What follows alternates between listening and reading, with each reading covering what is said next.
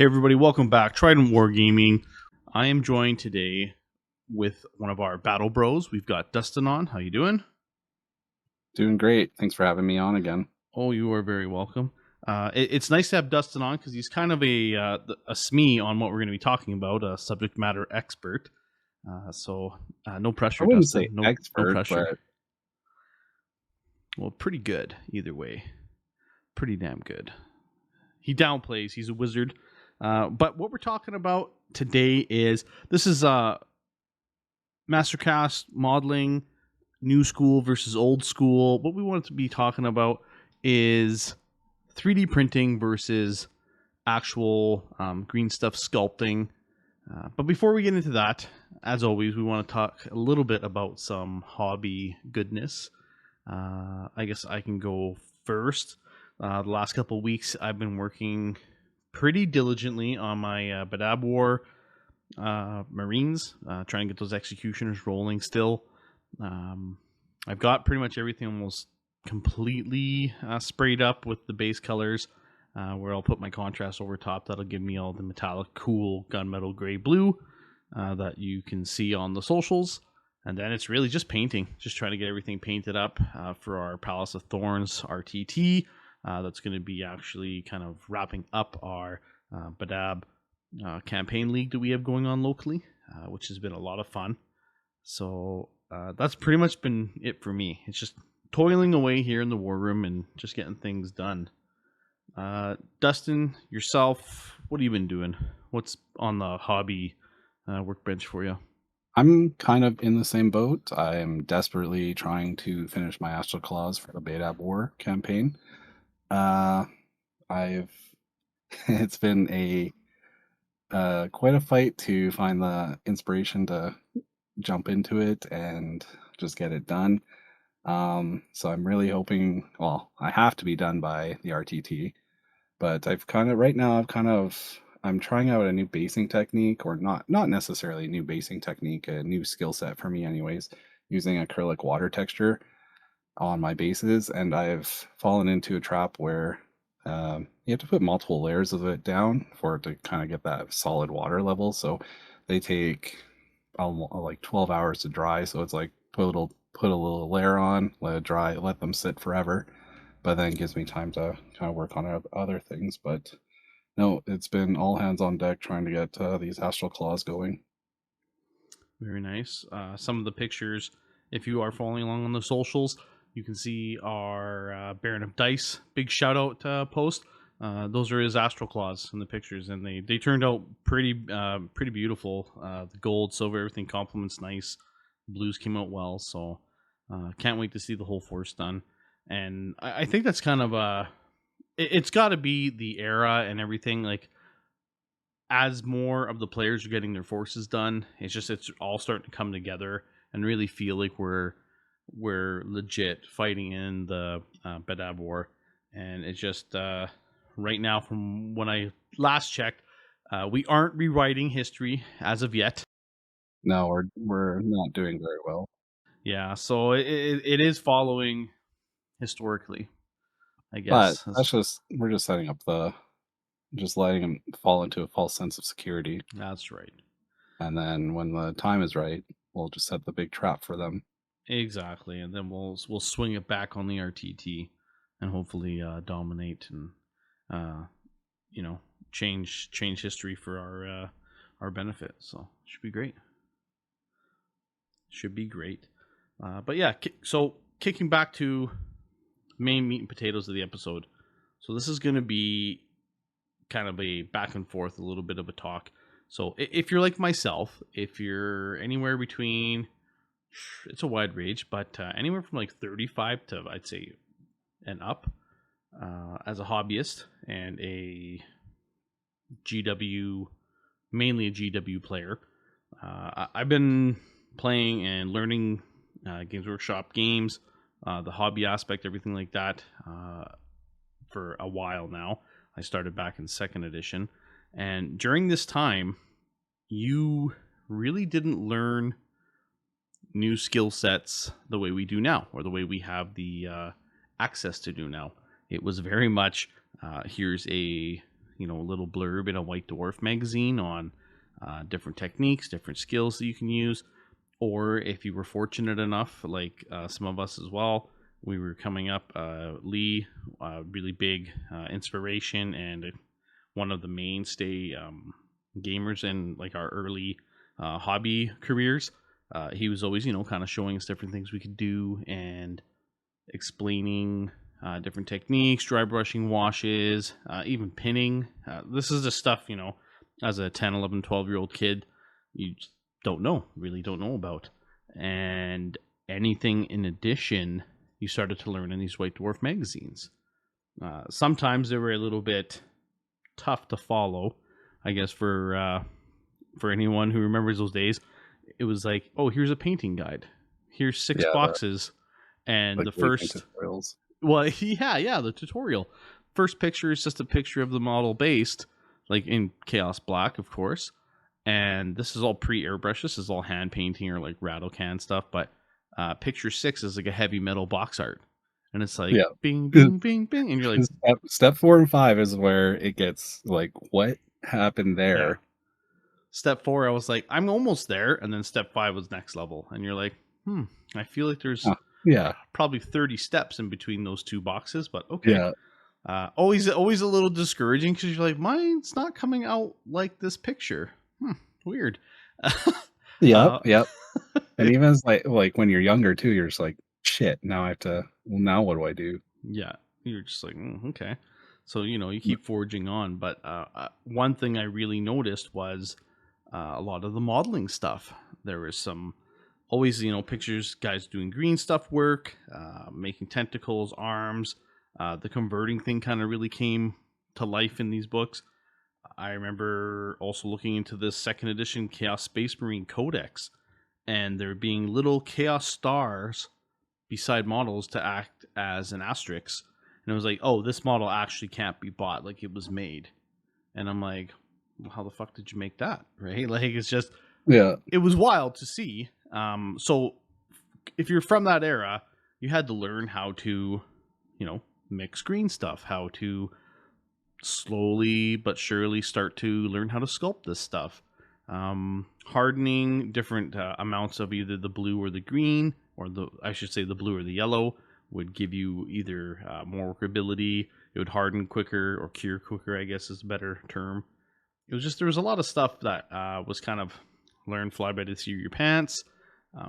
But I guess what I want to ask you, Dustin, and to even our listeners is, do you think with the rise of technology and 3D printing, do you feel that the new hobbyists coming in are losing a sense of that touch or that skill set from sculpting, like early days, sculpting, pinning, and kind of working on that converting aspects and that skill set? Do you think we've lost anything to the technology?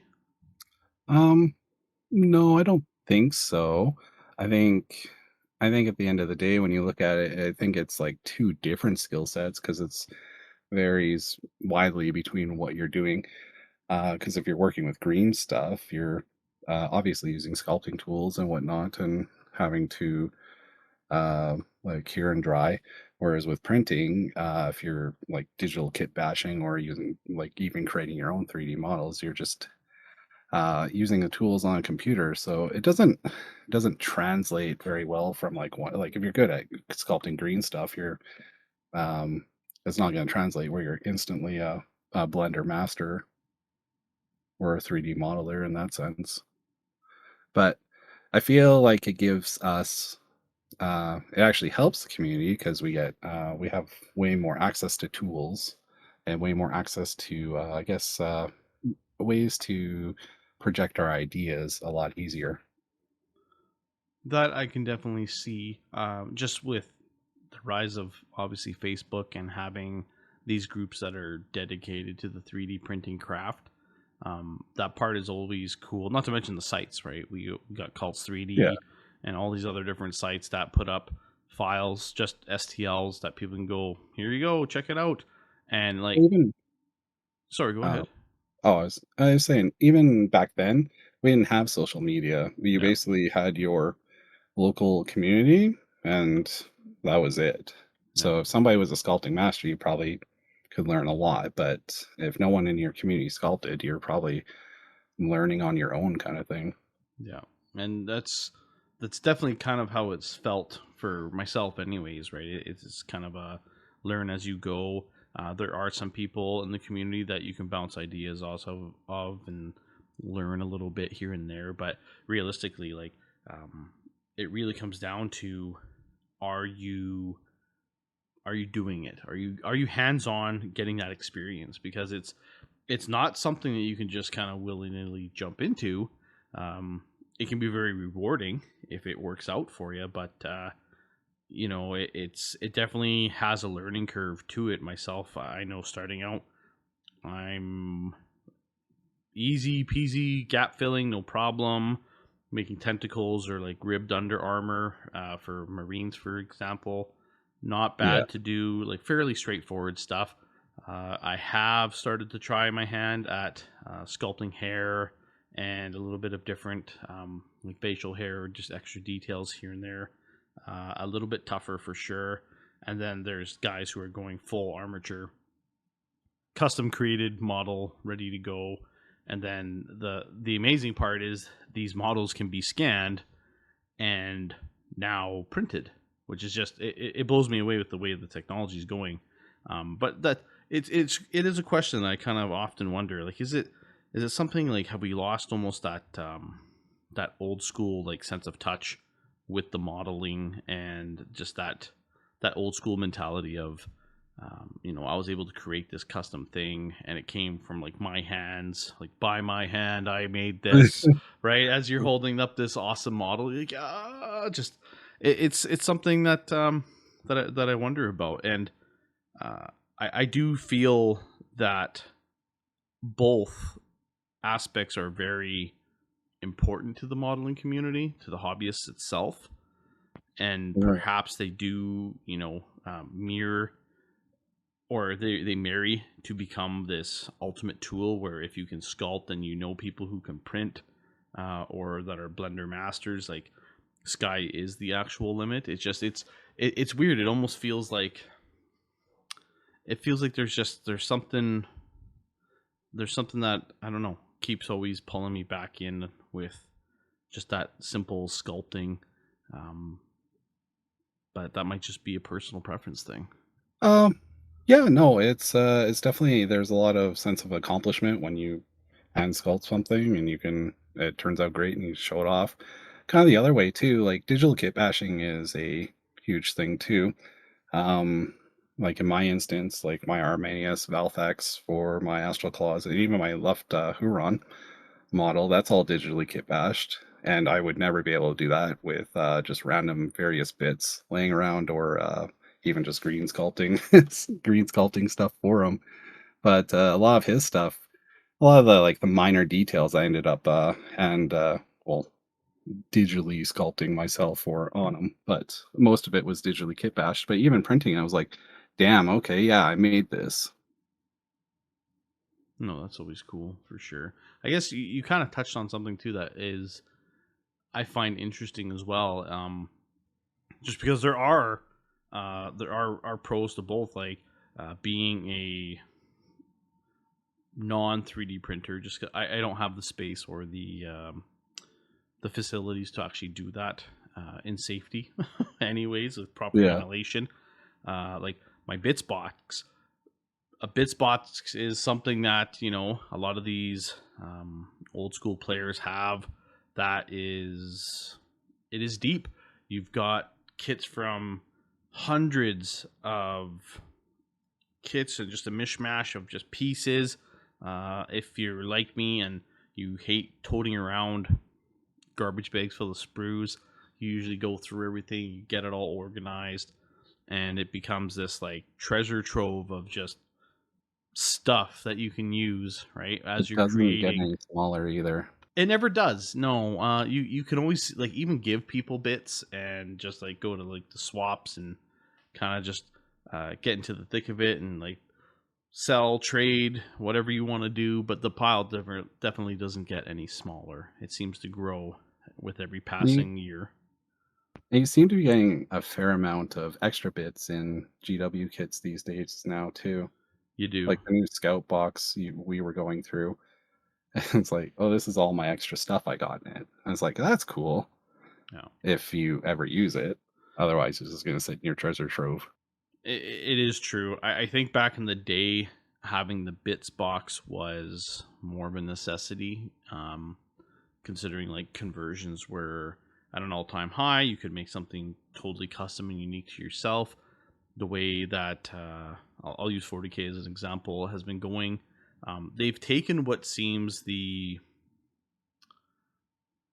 artistic, I guess, liberties of converting away, in the sense where, like, this is what your model has. He doesn't need anything extra. It's just, if it's not on the data slate, it really doesn't matter. So I know there's that rule before cool, and other people, like, back in the day, converting your own characters and units and stuff were really fun, especially if there wasn't a model that was actually in production to represent what you wanted. Converting was a really great way to do that, but nowadays it just seems like you just buy the models as is. That's the function they perform.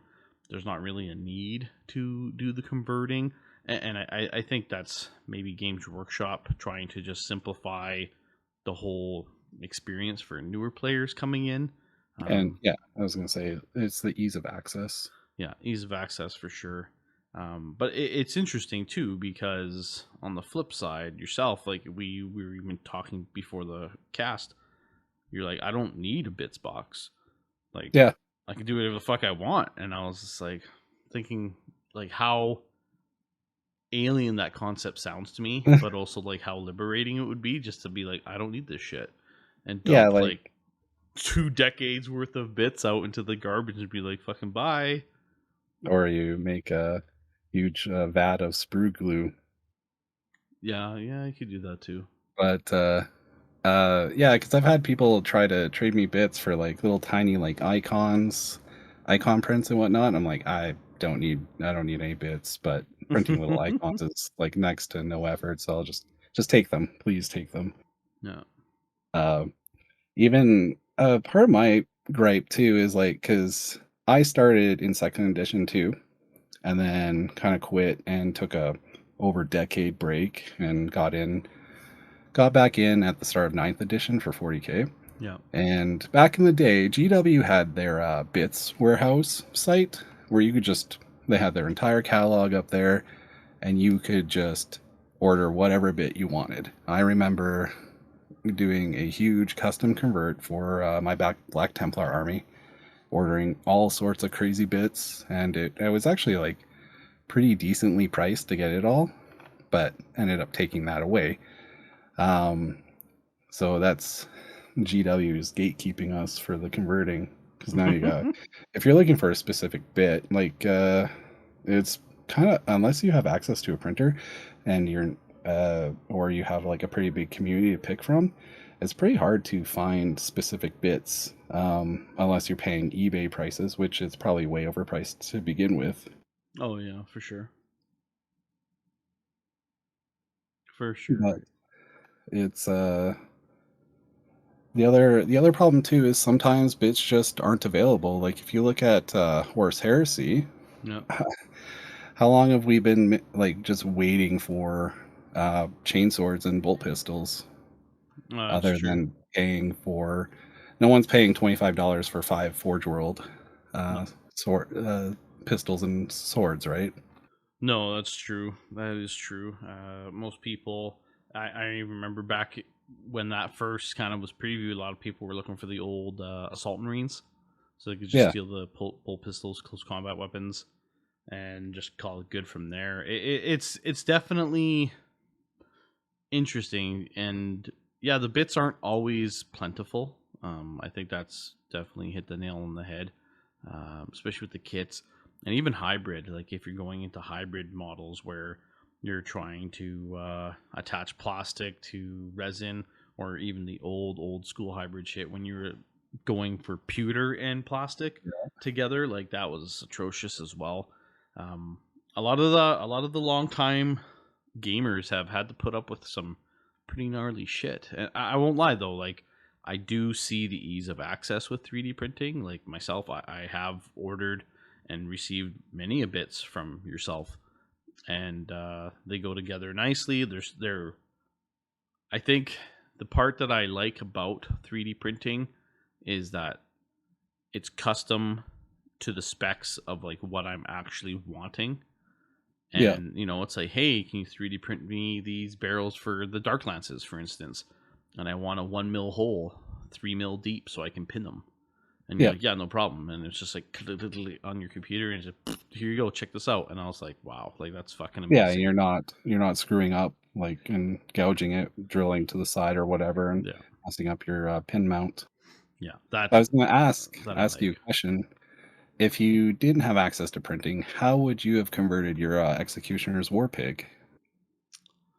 Oh God, I honestly don't know. Um, I probably would have tried to use and track down either through bits or alternative third parties to try and find like MK2B Land Raider pieces. I think would have been the closest thing to that. Yeah, The shape, but it would have been atrocious. Like I would have been looking for in you're search like of cutting off, flamestorm cannons, and I'm yeah, in search of or all this other shit. And trying to carve off a Terminator heavy flamer to mount it onto like a little yeah, uh, it would have been ugly. It would have been a long cork road. sponson to fit into the kit. Yeah. Yeah, it would definitely be a hard go. There are some people out there who are just wizards with the plastic card. Lukash comes to mind as soon as I think about that, because the guy is making, not only is he sculpting bits, he is like doing press molds. He's custom making armor plates and everything like out of plastic card, and doing full conversion jobs. And it's married sometimes with 3D printed bits, and the stuff that you can come up with is honestly, it's amazing. Yeah, Um, it is quite wild. Yeah, there's times where I kind of go continue doing my thing, and I'm tinkering with my little sculpting tools, right? And I, buy a couple sets of these little silicone tools, and I'm hitting, the little edge with Vaseline so I can smooth out green stuff notches and stuff. And I'm like, man, yeah. like this is just, there's a part of this that feels therapeutic, like I'm painting, and it feels really nice to do. And I don't know, I don't know if that's just me being sentimental, or just being maybe old, right? Just looking at I the early days of like, oh, this is like, this brings me back. And now, yeah, I'm not getting frustrated. I'm actually doing well. I picture you like I show up with a big bag of bits for you. You spread them out, and you're like, "Stupid Dustin. Back in my day, we had to spend 3 hours hand sculpting every one of these," and he just pops it in a printer, and it's out in 30 minutes. Not not far from the truth. Not that I think you're silly or anything. No, I was making a It's just yeah, there are times. I was even talking about this with Arthur, and I was like, just even some of the stuff that like Aiden's making as well with his characters, and I was like, it must be nice just to print out this shit and never have to have gone, through this like sculpting bullshit and trying to get muscles, or trying to sculpt like plate armor onto your Empire General or anything like that. Like it's changed, and that does make me sound salty and crusty, which is not the intent here. It's just um the intent was to see if there's something that we lost along the way. But at the same time, like I think I if don't you think so. I think if you embrace both, and you marry it, like marry 3D printing skill set with the ability to sculpt and everything, which I would still recommend everybody try at some point. Yeah. Try to sculpt some stuff. It is harder than you think, um, at least to get I guess a feel for where it came from. And Try it I'd probably be just as bad trying to do it on the computer, to be honest. before you ruin a model by sticking green stuff on it. Try modeling something for bases. That's Mm. a good way to get practice on it. Yeah, that's It's true. like if it's something like a lot of people just enjoy doing it too, right? Like I enjoy the digital kit bashing of a lot. I like creating uh, unique designs that is probably 101. You won't ever see it because I generally don't. Oh, I can't release my stuff on the internet because it's all a bunch of paid files all mishmashed together into my own thing. But Yeah. Yeah, bases are definitely a good spot to start, or at least just even hone skill sets. Myself, with my Jakari, a bit of a sponge for punishment. I mixed a shit ton of, and like a shit ton of milliput. Rolled it all out nice and flat. Got it to the point where it's probably, an eighth thick. And I used a green stuff roller, which, if you're not familiar with that, it's basically an etched clear acrylic roller that, as you roll it along like a rolling pin into the green stuff, milliput mix, whatever you're using, it depresses into it, and you get all this nice design. And it's all Eldar kind of rune craft world looking stuff. Which then you let it dry for a couple days, gets all nice and hard. And I shattered it all. Basically, threw it on my bases as like a ruined craft world. Used some texture and pumice and kind of mixed it all in. And like, again, that part's really fun. It took a long time, and a part of me is a little envious being able to see guys like, hey, check this out, I did all this custom base work, and the 3D printer just legit goes burr, and yeah, he's just gluing these toppers onto his 28 mil bases, or even 32 mil bases for Marines. And it's like, holy fuck, man. Like, yeah, and it took half what a day. what took me like 3 or 4 days of pissing around is like this guy does it in an afternoon. And I'm just like, wow, just I think that's the biggest thing about it is the printing is just a huge time saver. It's kind of like uh, if you want to compare it to speed painting, I guess, with contrasts and whatnot. yeah. Instead of doing a base layer and highlighting, you can just slap speed paint on it and just compare that to printing. It's one way to look at it. It's true. Yeah, I guess It's that just has some. technology got better and we got more tools now. Yeah, that's got some play for sure. For sure. Um, I'd probably be more inclined if I had the space to do it.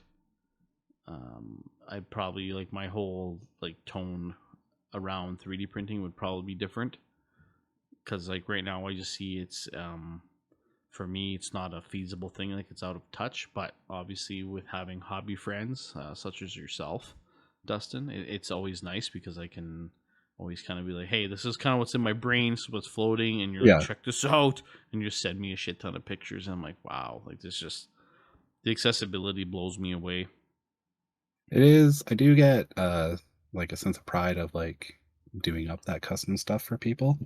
I'm like, oh, this is so amazing. That's awesome. The best thing I've ever seen. Yeah. It's like, yeah, okay, yeah, that's great. And then they're just happy with the prints, and then even just them showing it off and painting it is the dopamine I get from printing.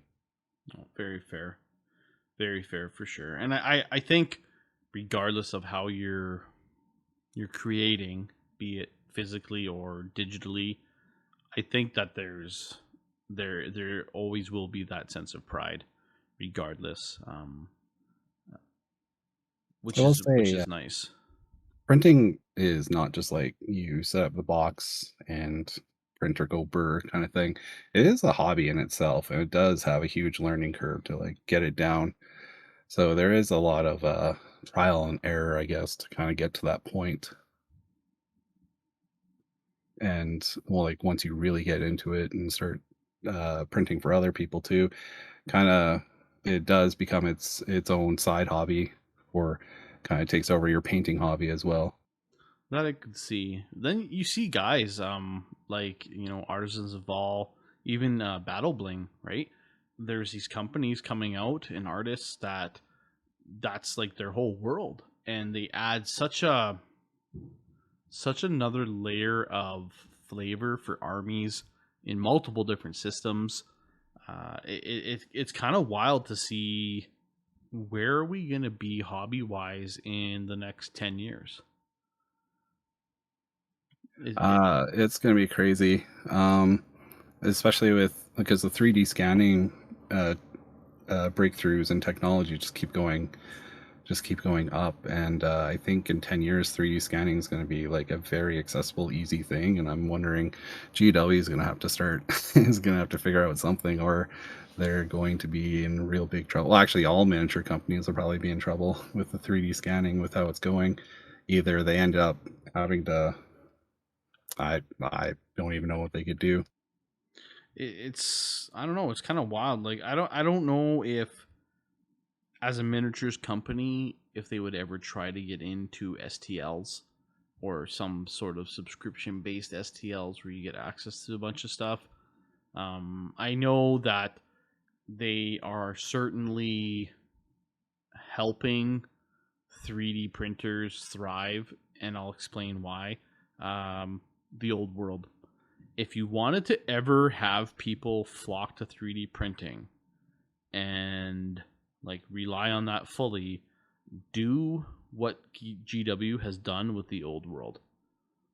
Is basically you came up with the rule set. You have these groups of models. Majority of them are pretty much like straight up from the 90s, and everybody wants to buy in for Tomb Kings and Bretonians because that's all that's available right now. Nothing is online available. You're trying to find any of the remaining factions for the old world.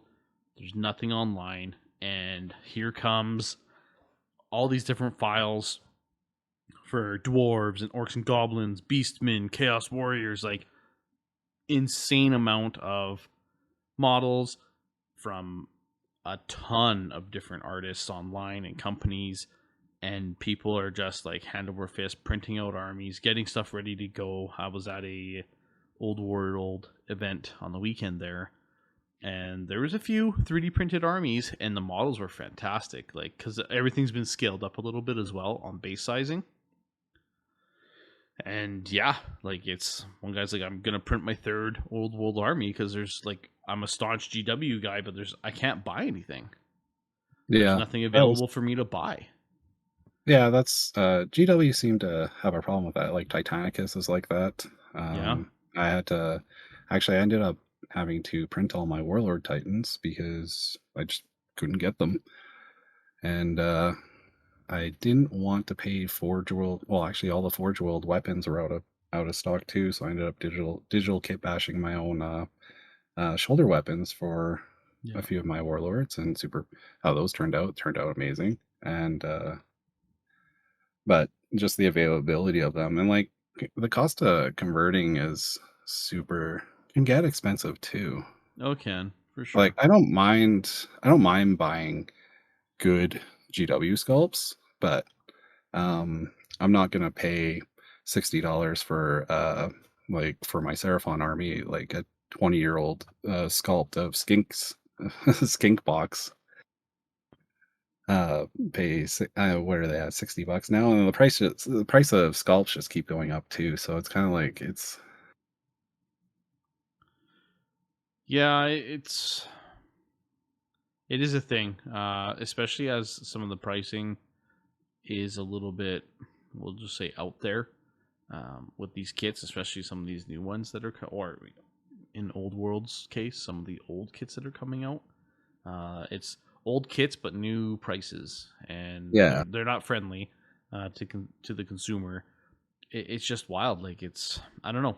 There's a certain point where I think you're going to hit this saturation point with physical models hmm being plastically produced, injection molds, everything else.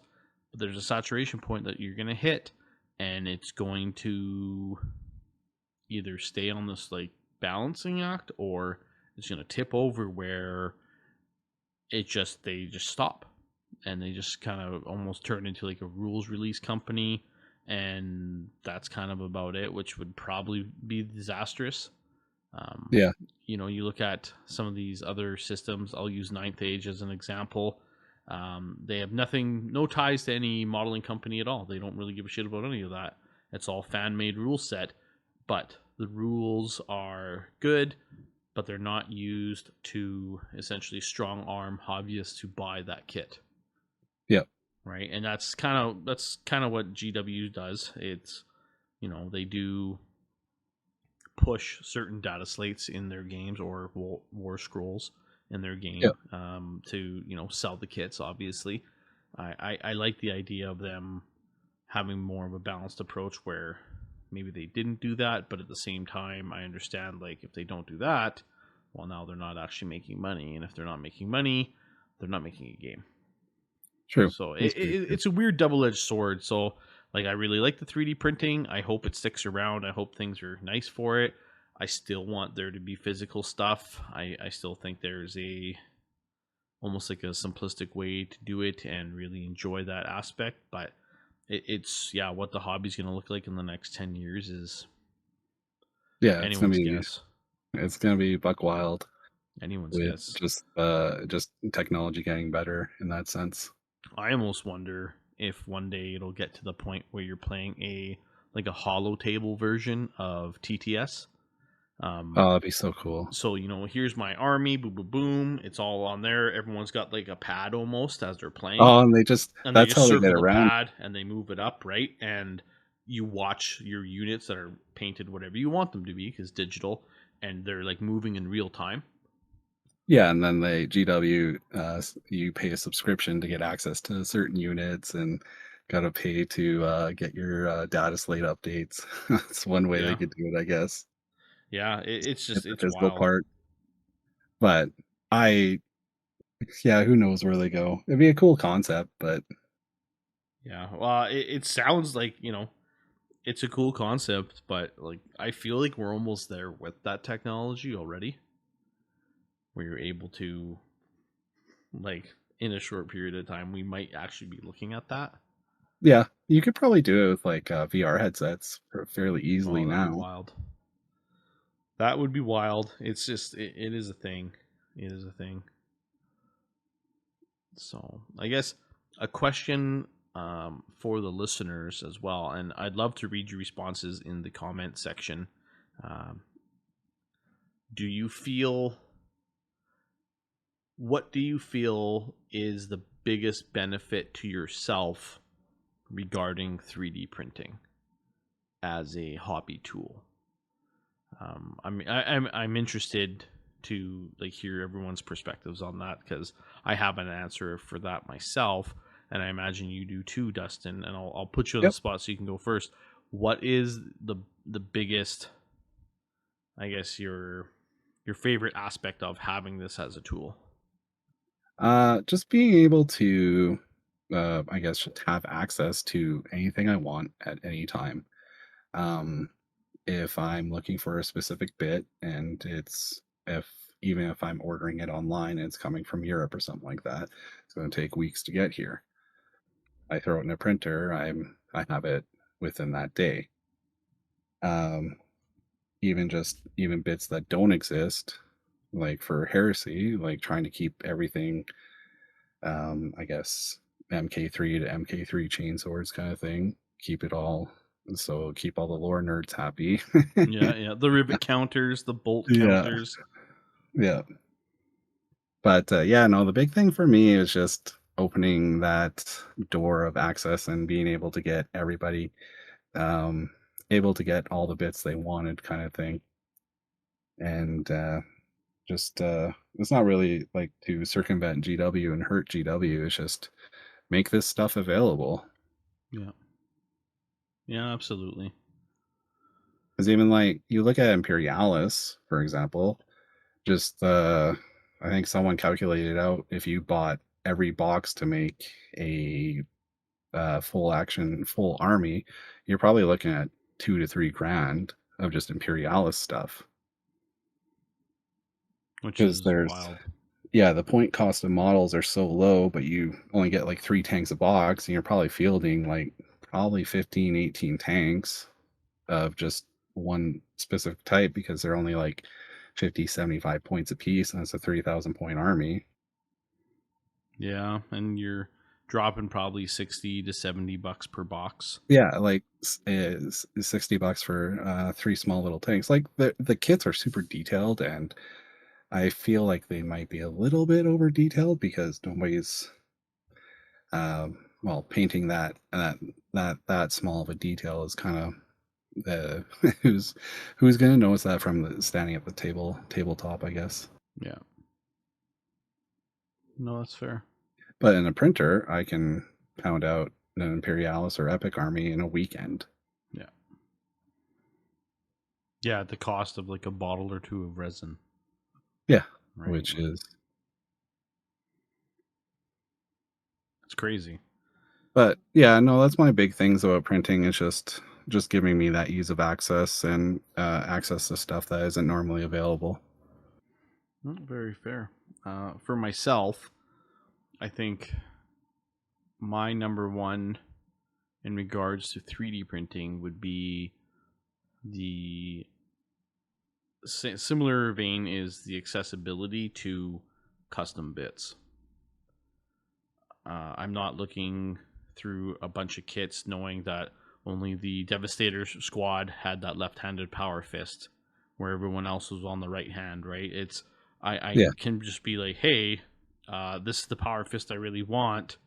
Can you mirror it and kind of add this power cable, but cut it off at the elbow so I can stick it on there? Like I remember talking with Chris and getting my Terminator captain kind of done up with a relic power fist, and I was like, hey, this is how I want it to look, this is kind of where I need to get cut off, and it was like to the exact millimeter of what I asked for. He's like, here you go, man, check this out, and it like just plug and played onto my model as if it legit was made.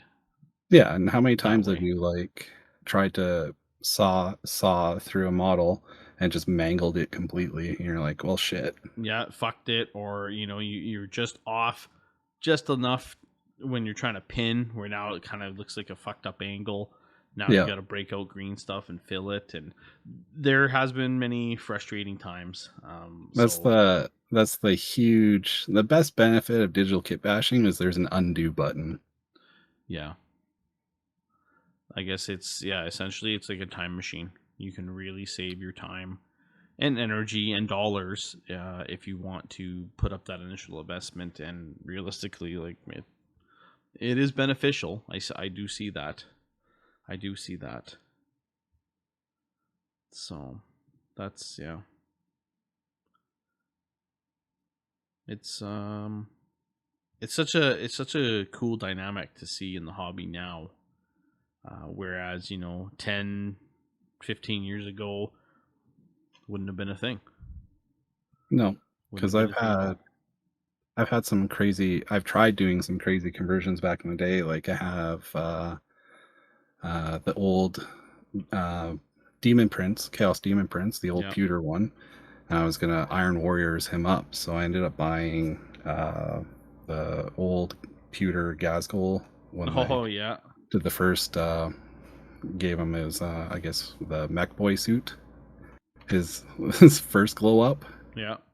I ended up buying him, and I bought another. I bought a Kill-A-Can as well, and I just ended up sawing all those up and just trying to green stuff and stick it all on there and like replace the Demon Prince arm with Gazgul's claw, and I was trying to have like a servo arm coming out of the back, and I ended up taking I was trying to give him metallic wings, so my conversion idea was I'm going to cut up a pop can and just line it on these. I got this. I think I used a coat hanger for the base of my wing, and sliced up these pop cans to make it like this huge metallic wing. I ended up mangling my fingers a lot, but it was at the end. And then to kind of piece everything together, I just mashed green stuff onto the joints, stuck the robotic bits on there, and then just used guitar string to kind of hide it all together and kind of show that the cables and whatnot. But it turned out, it actually didn't turn out very well at all. And I ended up mangling the Kill-A-Can and Gazgul's models at both. So between the Demon Prince, Gazgul, and the Kill-A-Can, it was probably like $120 model, like way back in the day, which is fairly expensive that I never ended up using. Yeah, I can see how that would create a little bit of heartbreak for sure. I do remember some early conversion attempts myself, getting some stuff kind of together, and it either worked out okay or just it didn't.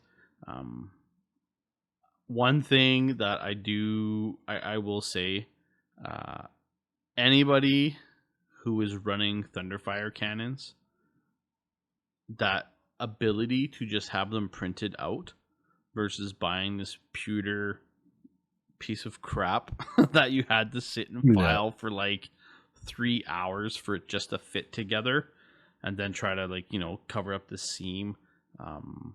Yeah, you'll never know, and you don't want to know, but you'll never know that No. nightmare. It's just, yeah, it's interesting. I guess 3D printing really is, I don't want to say an easy button, but comparing to making like your own sculpts and your own molds and trying to, like, do all this custom work, which you still can, it's a totally valid thing. But the 3D printing definitely has the allure of just speed, accessibility, not to mention And getting networking. and getting exactly what you want too. Yeah, it's just, yeah, and not to mention scaling up too. That's also another thing with 3D printing. Like, you see a lot of guys online that are still trying to sculpt and convert. And hey, I did my true scale. I used Cataphract Terminator legs on my Marine to make them true scale, or I cut the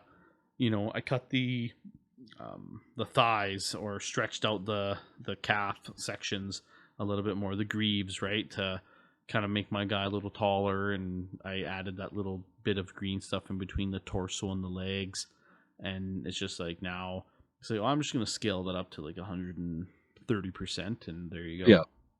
Yeah, And it Alex doesn't look was awkward, right? Like, it looks legit. yeah, it does look legit. Alex was talking about converting his Asterion model to Primaris for his Minotaur's army. And he was like, "Yeah, I can just cut off the leg bits here and stick in the molds and do this." And I was like, "You're crazy. Yeah. That's gonna take you forever. And if you screw up, that model's ruined." Oh, you're not wrong. Did you end up showing him a 3D digital version of a true scale model yet, or no? I have not. That's a secret work in progress. So Ooh. pause if you're listening. Mute if you're listening, Alex. Yeah. Oh, awesome. That's awesome. It's, yeah. It, it's an interesting thing. I still find myself liking the old school methods. I just it's hard to deny that the new technology is better in a lot of ways. The only big thing for me is, again, it's that having a space, just due to some of the processes, right? Off gassing and having a cure station and everything else, where I can just kind of roll out with my humble little pack of green stuff here and tittle on the kitchen table, green stuff and mold shit, like, beside my kids and whatever, right? Like, I know they're not in danger from what I'm doing, but at the same time, like, you can only achieve, at least myself, I can only achieve a certain level of modeling with that, and being able to complement this skill set that I have, which I am thankful for, because not everyone can do that. I can marry it with this new technology of 3D printing and the wizardry that you can come up with, Dustin. Like, it feels like you're like unstoppable, T-Rex with the long finger and arms, right? It's just like, wow, this is so cool. Like, it's just, yeah, it's going to be interesting. I think the future is bright. I don't think there should be a divide between the two different styles. I think both should embrace what the other can give them. Oh yeah, no, but I it's agree completely. It is interesting though, just the way it's perceived, right? Like, there are some circles that you still see the 3D printing is a little faux pas, or recasters are like, ooh, no. But I don't know, man. Like, it's just, again, like, the way that the accessibility, the dollar value that you're getting for these kits, it starts to kind of make it like, well, is it really that big of a thing? Even with some of the Forge World kits too, like, you can see that they're 3D printed. Yeah. Some of them very clearly very clearly, and I'll use the Adeptus Titanicus knights to be the benefit. They had layer lines. Yep. You could tell it was 3D printed, right? So it's, but then they're slapping these like obscene dollar values onto these things, and you're like, well, I know, like my buddy could 3D print this for me for like $5. Yeah, the funny thing is like when GW does a model preview, they're usually all their I guess prototyping is done in 3D modeled and printed Yeah, like that before they actually make their injection molds or casts for them. it's just crazy. It's just crazy the way it goes. I think if they wanted to get ahead of, the recasting and 3D printing and everything else, I think if they designed STLs, still did physical stuff, but almost just priced it differently, like just made it a lot Yeah. cheaper, people will, myself included, I'll always go for plastic over resin if the options are the same. Yeah, no, I agree. There's a lot of well, like I said, trial and error with printing, and things can either go sideways very quickly. Like printing like a huge model like a tank, if that screws up, like you're out hours of time. You're out lots of resin as well. And then just do you really want to commit that? Like I printed my Astraeus, and I'll probably never print another one again because that was just super stressful, and that was like 3 days of printing and hoping nothing screwed up. Yeah. Although it does look nice on the table. Yeah, but if GW did go that way, where they had a subscription plan or access to STLs, that I would be broke. Yeah. That'd be it. I think that'd be it for a lot of people, though. I do like if the kit is like very nice, I have no issues. I definitely like working with plastic a lot better than resin. Yeah. Yeah, that's I kind just of my take too. I don't want to buy a 20-year-old sculpt or a 10-year-old sculpt. I'll buy new sculpts that are coming out or fairly newish, and I have no problem paying those prices. But when all the prices are going up on decade-old sculpts, it's kind of like, no, I'm okay. Yeah, it's a hard pill to swallow on some of that stuff for sure. So it's just, yeah, for sure, for sure. Well, it's pretty solid. I definitely would recommend um, exploring both sides of that opposite ends of the spectrum if you haven't before. Definitely reach out to friends that can help you sculpt or teach you. It is a rewarding thing if you're just getting into the 3D printing game. You can definitely learn a lot from these community sites as well. I do fondly look back at some of the early days of like the modeling and stuff like that, but it does have a tinge of frustration that follows after that, Yeah, just yeah, because you're like, I saw all this cool shit.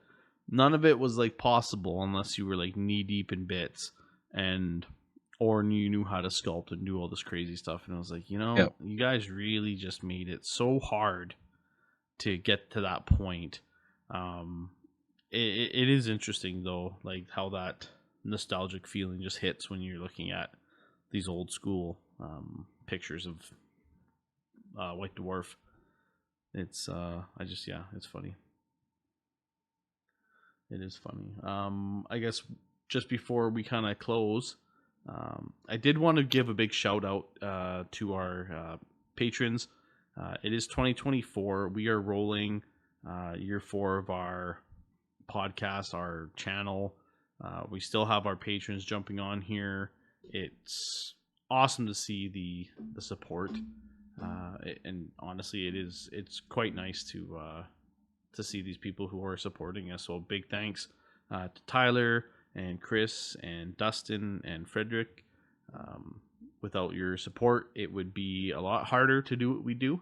So I just want to give everybody a big shout and a thanks, and all of our listeners who are continuing to listen on with us. Stay tuned. We have a lot of exciting plans on really trying to step up our social media game, our YouTube game.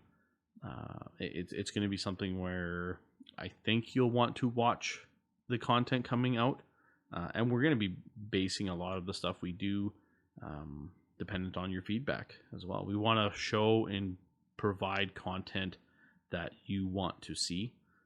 So comments highly drive that process for us, and we do appreciate all the interactions that we get on all of our social posts, so please keep that up.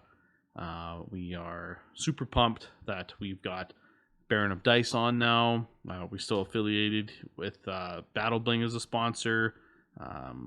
We're still rocking out our Monument Hobbies Pro Acrylic paint, some of the best paints like in the game, honestly. And we have discount codes, everything on our link tree, so definitely please check that out. And yeah, just stay tuned. We have lots of events, lots of different podcast discussion topics to go on. There's going to be some like model masterclass videos coming, painting tutorials, all sorts of stuff. So a lot of exciting things on the go.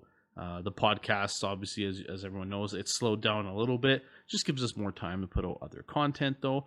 And this is an episode that I was pondering on for a little bit of, like, what's the best way to kind of talk about this new school, old school, just modeling and sculpting and printing itself. So it was nice to be able to sit down with Dustin. Also, thanks for jumping on, just because you are, the 3D printing dude that I most rely on and talk with about a lot of this stuff. So it was nice to have that perspective. Thanks for having me on. Yeah, absolutely. We will definitely keep pumping out content, keep doing what we're doing. Catch you later. Bye. Did you plug the Patreon? We need to plug the Patreon.